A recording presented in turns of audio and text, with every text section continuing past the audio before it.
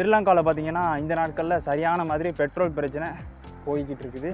Petrol இப்போ கிட்டத்தட்ட 390 ரூபாய்க்கு மேலே தாண்டி போய்கிட்டு இருக்கு ஒரு லிட்டரோட விலை. நிறைய இந்தியா சேனல்ஸ்லாம் பார்க்குறேன். ஏன்னா அவங்களும் சொல்கிறாங்க ஸ்ரீலங்காவில் பார்த்தீங்கன்னா பெட்ரோல் விலை கூடிடுச்சின்னு. கிட்டத்தட்ட எவ்வளோ கூடிடுச்சின்னு பார்த்தீங்கன்னா இந்த ஏன் மெயினான காரணம் பார்த்தீங்கன்னா பெட்ரோல் விலை கூடுறதுக்கு இந்த வார் தான். அமெரிக்கா ஈரான் வார்னால தான் எவ்வளோ பெரிய பிரச்சனை போய்கிருக்குது. ஸோ அது நமக்கு மட்டும் இல்லை, உலக நாடுகளுக்கே பாதிச்சிருக்கு. நானும் எதிர்பார்க்கல இவ்வளோ தூரம் பெட்ரோல் விலை கூடுன்னு சொல்லி. கொரோனா டைமில் கூட பார்த்தீங்கன்னா கூடுனுச்சு, விலை குறைஞ்சிருச்சு. ஏன்னா குறையும் தெரியும்.